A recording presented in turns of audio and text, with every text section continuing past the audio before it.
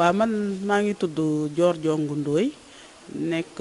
présidente mouvement Paris sur l'avenir nekk ci Benno Bokk Yaakaar di jàppale le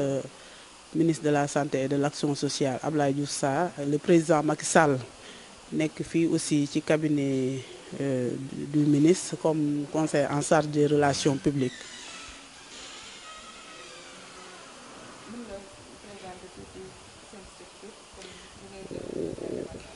waaw fii waaw mouvement bi Paris sur l'avenir mouvement politique bi nga xam ne dañ ko créé depuis le 27 mars 2017 lañ ko créé woon mu nekk mouvement politique national ñu lancé woon ko fële ci CICES avec les 45 départements ñu ñëwoon présent ñu lancé ko wax dëgg yàlla mu nekk structure politique bu am solo ànd ceek ñi nga xam ne ci wàllu politique la ñu yàlla boole ñu yàgg a ànd ndax yàlla dafa def aussi ci politique du maa ngi doog a politique tey ndax dama nekkoon présidente nationale UJTL yor ko ay at ci jamonoy PDS kii kon yor structure boobu au niveau du département de Pikine ak commune bu ñuy wax Dalifort yàgg ci nekk di ci yëngatu ba yàlla def après ay 2012 2013 ma nekkoon bokk gis-gis ba législative 2017 yi boobu lay doog a quitté daal di comme ni ma ko waxee woon j'ai pris mon destin en main pour mën a créer nag sama mouvement national diggante bi président Macky Sall woo ma ne ma pour ma ñëw jàppale ko ak le ministre Abdoulaye Diouf Sarr aussi vraiment nekk ci Yoff nekk dëkk Yoff mu nekk nit ku baax ñu ànd di liggéey depuis lors ci laa créé sama mouvement nag ñu ànd di liggéey sur le plan national et au niveau du département de Dakar ak Pikine yëpp.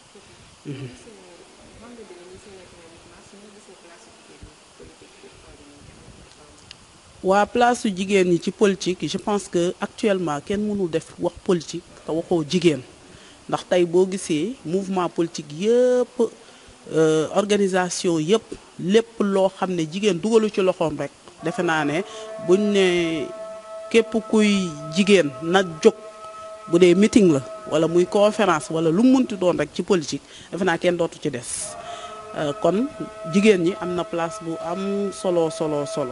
bu nu occupé tey ci seen politique bi ñu ngi ci taxawaay bu rëy parce que bu dee mobilisation kenn gënu leen ci bu dee aussi defar kenn mënu leen ci te it politiquement aussi boo gisee tey jii leader politique yi fi nekk jigéen yëpp vraiment li ñuy incarner sur le plan politique lu am solo la ndax bu ñu demee bay am ay candidats yu jigéen ci lu mel ni ay élections présidentielles am ay maires yu jigéen am ay députés yu jigéen ay conseil économique et social gouverneurs yu jigéen ay préfets yu jigéen te yooyu yëpp amul woon tey suñu demee ba vraiment jigéen ñi occupé place boobu kon yaakaar naa ne am na solo ak taxawaay boo xam ne jigéen ñi taxaw nañ ko sur le plan politique et sur le plan national même administratif ci wàllu woowu.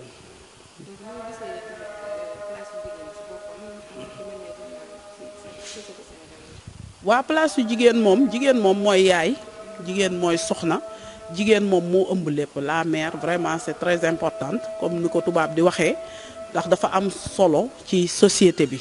ndax comme ni ma ko waxee tey képp ku fi kilifa muy sëriñ muy président de la république jigéen moo la jur te tey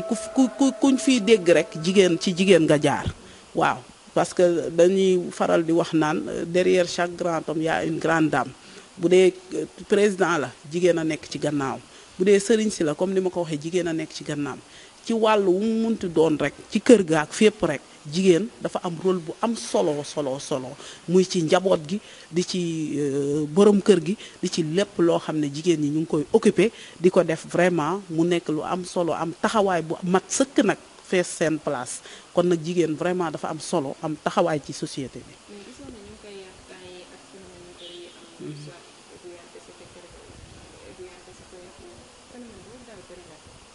waaw loolu moom bëri na wax dëgg yàlla mu doon lu ma nag xari nag en tant que jigéen ndax nag dama yaakaar ne comme ni ma waxee jigéen dafa am place bu am solo bu mu am ci société bi kon loolu tey ñun war naa ñu incarner loo xam ne tey kenn duñu joxoñ baaraam te jigéen ñi tamit aussi ñi nga xam ne ñu ngi def loolu seen moroomi jigéen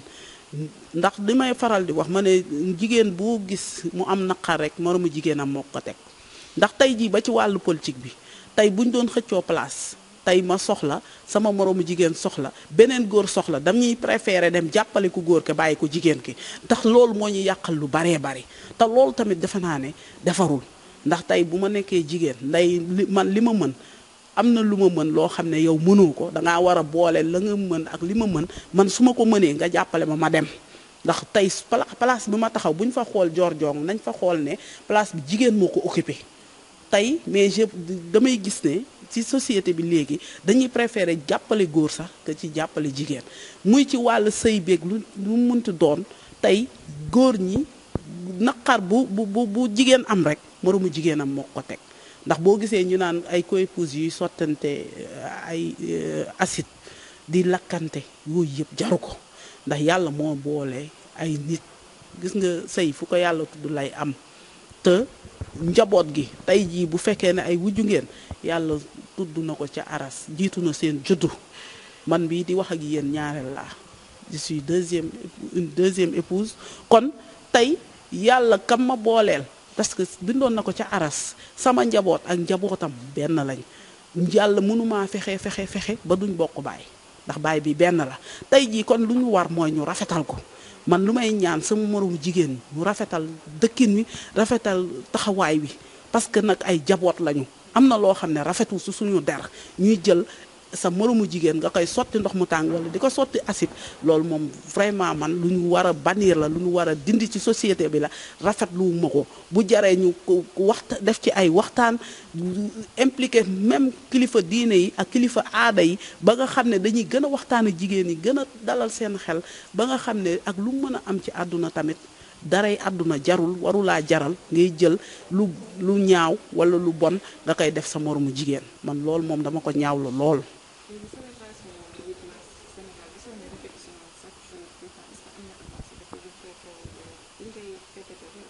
waa loolu aussi njàngat la boo xam ne vraiment gis naa ko parce que yaakaar naa 8 mars ñun folklore bi mooy gën a bari te loolu aussi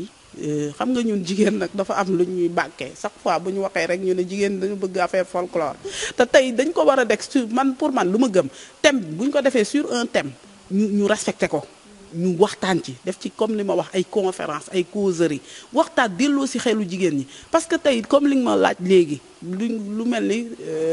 jigéen ñi xëppate acide ak yooyu yëpp xëy na bu ñu jëloon genre thème yooyu di ko waxtaane 8 mars di delloo si xelu jigéen ñi vraiment wax place bi jigéen occupé ñu gën leen a jox seen gëdd ñu gën a am taxawaay defe naa ne am na yu bëree bëri tey dinañ ko moytu waaye parfois aussi wax dëgg yàlla ñun jigéen ñi ñoo fi dàq liggéey xaalis nag waaye ñoo ko dàq yàqit te loolu aussi man maa ngi ci woo jigéen ñëpp que 8 mars buñ ko defee fête nationale internationale la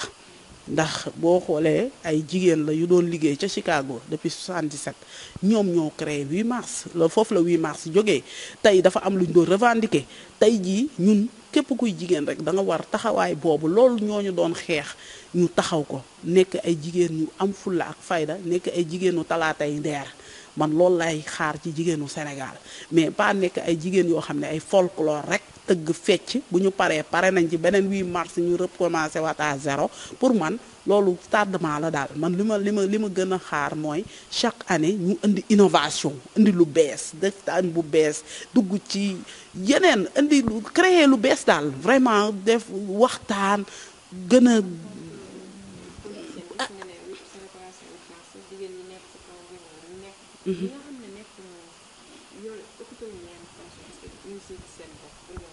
waaw ñu ngi ciy gis seen bopp mais yaakaar naa ne est-ce que gis bu ñu war a gis seen bopp gis nañ seen bopp parce que boo gisee 8 mars man de ni ma gisee fii ñu koy célébrer dañuy def yendu kafooree def kii am na ñuy def ay conférence explique kii nu mu tuddati jël benn thème échanger ci mais boo xoolee kaw ga yenn saa yi aussi dañ leen mettre en rade te defe naa 8 mars képp kuy jigéen c'est la femme. Fête de la femme la amul femme paysanne bi amul femme agriculteur bi amul femme éleveur bi femme yëpp la c'est la femme Sénégal c'est la femme en quelque sorte en général ñoom la ñu war a féete kon muy baykat bi muy sàmmkat bi muy ku nekk citadine bi ku nekk ci ville bi ak politicienne beeg ki politigul ñëpp dañ ci war a sentir seen bopp man daal mooy innovation yu ma la wax man daal bëggoon naa bu ma sañoon ñu gën ko innover gën ci dolli yoo xam ne ki nekk fële ci àll ba day sentir boppam ka dëkk Fongolimbi day sentir boppam tey ci fête de la femme boobu 8 mars mu xam ne tey jii lii mooy feetu jigéen ñi loolu moom vraiment c'est un cri de cœur lu nga xam ne bu ma sañoon daal mu changé.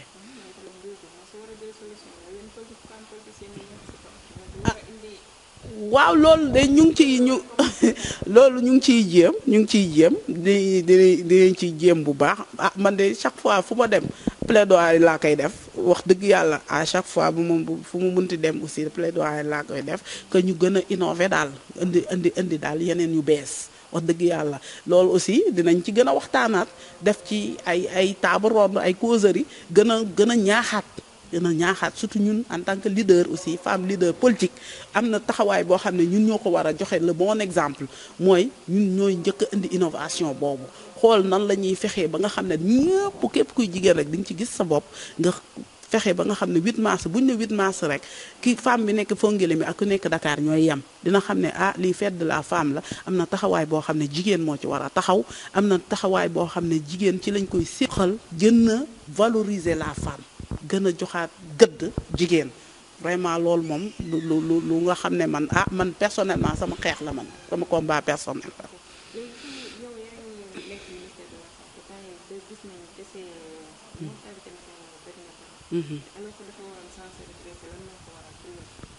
waaw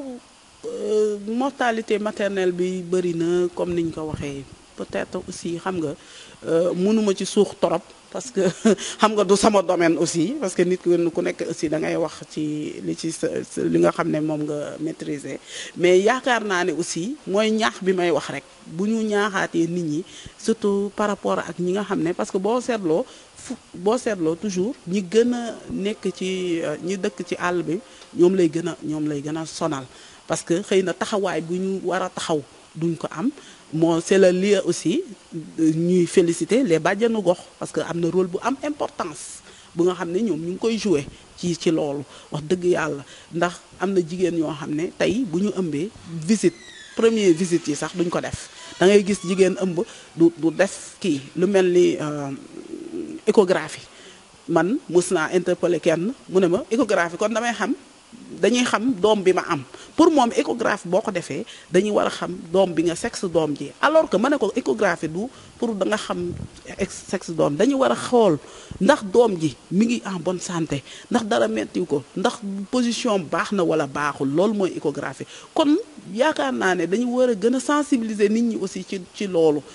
aussi bàjjenu gox yi ñu ngi ciy def lu am solo waaye xam naa ne ak ministère bi aussi ñoom it def nañ ci ay avancées yu am solo parce que am nañ direction boo xam ne santé mère et enfant la ñoom ñu ngi ciy def ay sensibilisation yu am solo par rapport à ça que ñu gën a renforcer loolu daal loolu laa leen di woo. waaw loolu moom yàllaa ko xam en tout cas ñun dañuy politique daal ambition bu man de pour man dara jomb ma lu jigéen di laaj ci réew wala ñu koy laaj ci fu mu munti doon instance bu mu munti doon rek pour man war naa kaa mën a am waaye nag lu jot yomb te nag yàlla rek nul ne peut échapper à son destin kon li may ñaan rek li gën ci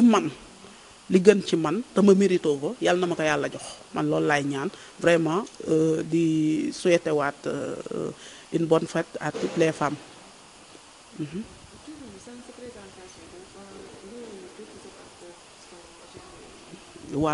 waaw man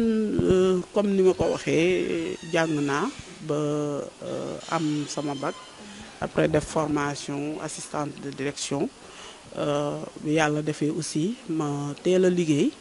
ñu jël ma j'étais au cabinet du maire de la ville de Pikine j'ai fait 2 ans là-bas après ma dem au ministère de la jeunesse def fa 7 ans comme conseillère boobu maa nekkoon présidente nationale jeunesse féminine puis yàlla defee aussi ma jóge foofu ma dellu si waat ñëwaat toujours commune Thiaroye-sur-Mer parce que comme le maire c'est un frère mu avec l'acte 3 de la décentralisation mu ne ma woon naa ñëw yoral ko service ressources humaines action sociale ma def fa 5 ans yàlla def aussi j'étais chef de service des ressources humaines et de l'action sociale bi mu fa jógee nag ci après bi ma lancé sama mouvement bi ministre de la santé et de l'action sociale monsieur Abdoulaye Diouf Sarr woo ma ne ma naa ñëw jàppale ko moom aussi ci wetam ci la ma nommé fii ci cabinet bi comme conseiller en charge des relations publiques. waaw man nag sama plat préféré moom maafe la maafe moom bëgg naa ko trop bëgg naa maafe waaw maafe moom sama plat préféré la bëgg naa ginaar tamit waaye waaw ataay saa yu ma añee ba pare moom bokk da moom balaa bu may teg kudd gi kay moom laay njëkk loolu moom ku ma jege xam nga ko bëgg naa ataay trop bu ma nekkul ci liggéey bi beneen occupation bu ma am mooy bu ma nekkul ci administration bi mooy samay activité politique je suis tout le temps sur le terrain avec mon mouvement di def samay activité lu mel ni ay surtout activité sociale di man dama bëgg jàppale ay nit surtout population yi ñu sonn nga dem fekk leen fi ñu nekk vraiment loo leen mën a sensibiliser mën leen jàppale nga jàppale leen man loolu waaw man loolu dama ko bëgg dafa nekk ci man nekk lu kii et puis bëgg naa aussi di inviter ay nit ñu toog lekkandoo waxtaan échanger daal loolu aussi bokk na samay kii à part ça je suis mariée mère d'une fille dama kër aussi bu ma wàccee damay nekk dem sama kër toog nag gérer kër gi alaaji bi ak njaboot gi wax dëgg yàlla kaf ak ñoom réew ak ñoom parce que nit aussi amul lu dul sa famille waaw am naa sama famille wax dëgg yàlla su ma nekkul ci wàllu politique nekkul ma ci administration moom damay dellu kër ga nag maa ngi ci sama famille muy samay njaboot ak sama borom kër nekk aussi samay waajur parce que ñu ngi fi wax dëgg yàlla dem seeti leen waxtaan ak ñoom aussi échanger ak ñoom waaw partager ak ñoom li ma am waaw man loolu moom mooy sama kii après la politique merci beaucoup